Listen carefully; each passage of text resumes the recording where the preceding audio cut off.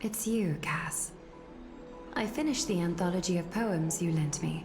Here it is. I thought you'd be too preoccupied to find time for reading. Precisely because of these obligations, I felt compelled to read it swiftly. Wouldn't all these preoccupations slow your pace?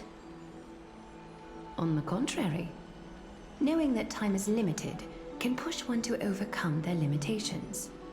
The weight of these responsibilities seems to have enhanced my reading efficiency. I understand completely.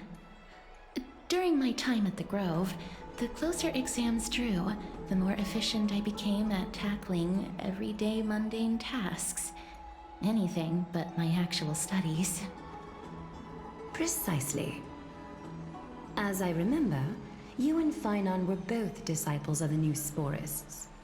I assume that Anaxa's exams were as unreasonable as the man himself, correct?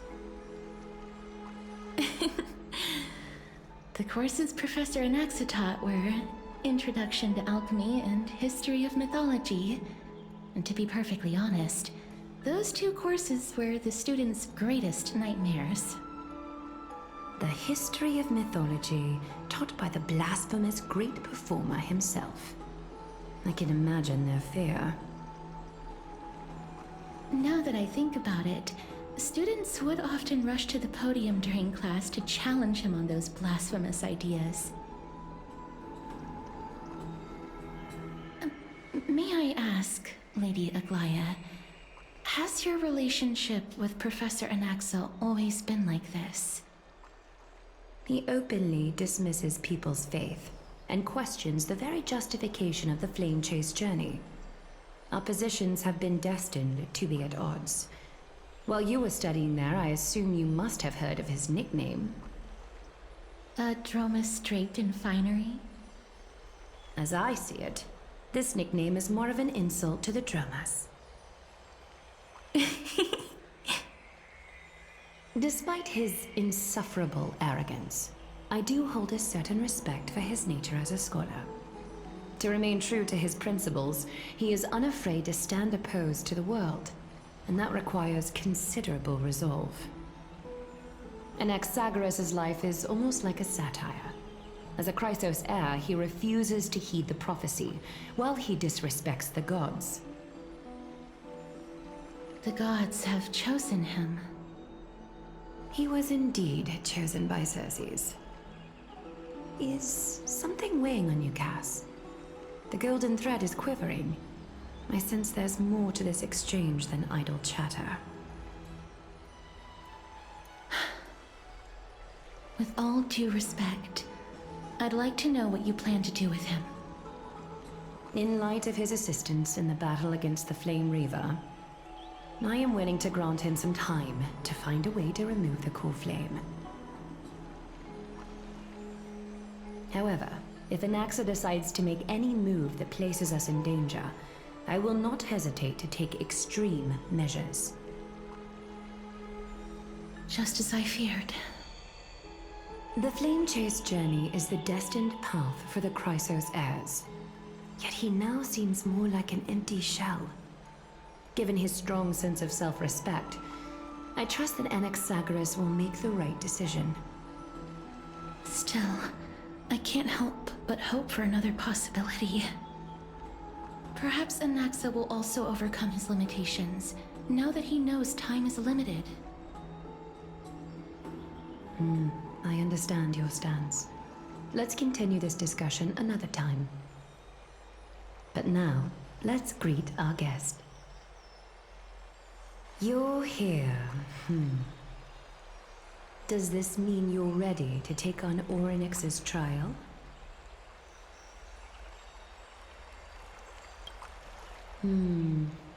It seems that this sacred beast is just as indispensable, given their intricate ties to the Titan.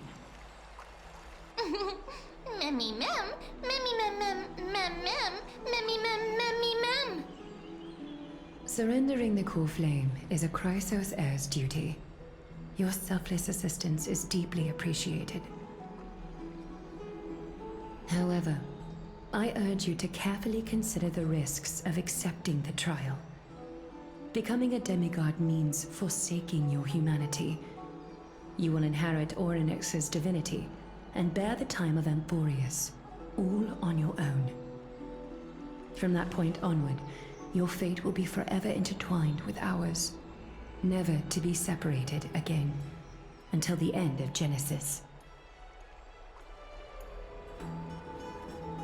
On the contrary, you are the only one who qualifies to attain divinity. Yet, for that very reason, I do not wish to pressure you. It's exceedingly rare to find a capable Chrysos heir. If this path proves unattainable, I am willing to lower my expectations. There are still many priests of Yanissopolis and their descendants in the city. If I'm left with no other option, I'll try to find someone worthy among them.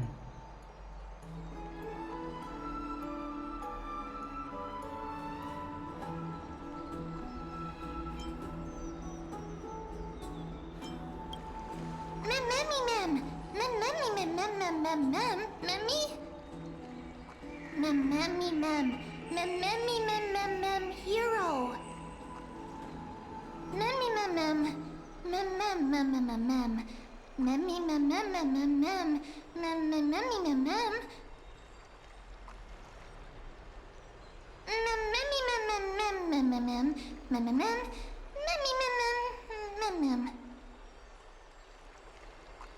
It looks like you know that Titan rather well.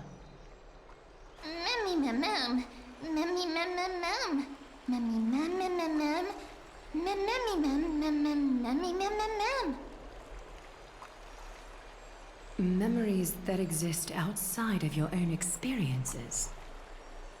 I can't explain why, but I can vouch for Mem's words. When I was in the Abyss, I heard the Titan's groans, full of pain and grievances, yet without any ill will.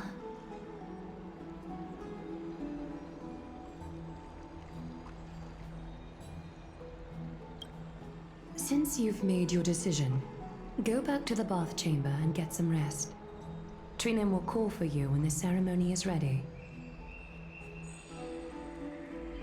It is difficult for me, as the guide, to absolve myself from blame for things to have progressed to this point. Time and again, you have risen to the occasion for Akima. Nearly rewarding you with some honeydew is no longer able to express the extent of our gratitude. When the dust settles, I hope that we'll have the chance to have a long chat regarding your return journey and the curse of the sky. It's about time that we lift the taboo and discuss things openly.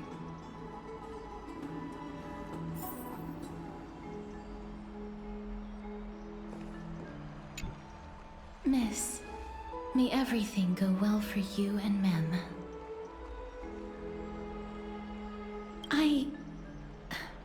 It's nothing. I only came to discuss some matters with Lady Aglaya. Previously, I lent her an anthology of poems that Lady Trianne had gifted to me. Tracing back, this anthology was something left for Lady Trianne by a bard before their passing. Although personal properties should be cleared out once their owner has passed on, Lady Trianne gave this book to me since she knew how much I like to read.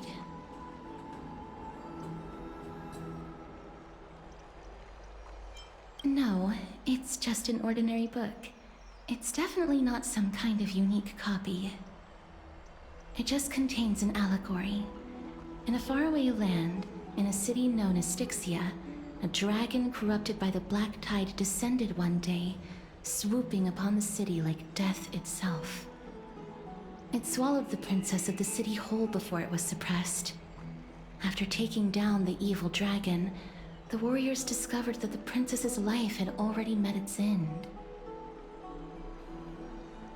Overwhelmed by grief, the queen hired an alchemist to resurrect the princess using the dragon's flesh and blood. However, having lost memories of her previous life, the resurrected princess turned into an evil dragon herself and wreaked havoc on the city. As a result, the prosperous Styxia met its demise.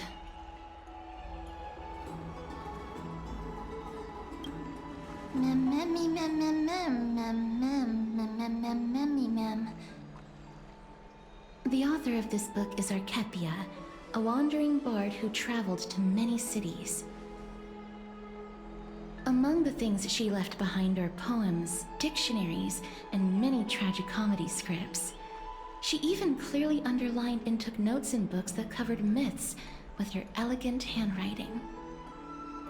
While flipping through these books, I felt like I was afforded a glimpse into the life of Archepia.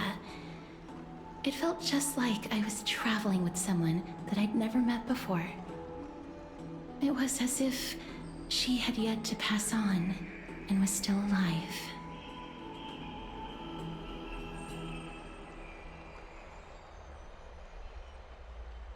That's right.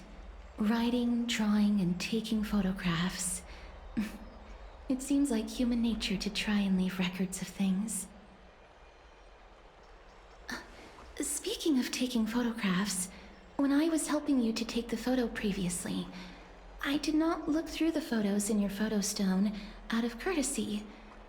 But I'm also very curious about the story of the Rosy Celestial Maiden. Despite having visited many cities in Amphorius, I still understand nothing about the world beyond the sky. If there is an opportunity... forget it. Let's talk about this in the future. For now, I only hope that you'll be able to complete the trial safely and obtain Orynyx's blessing.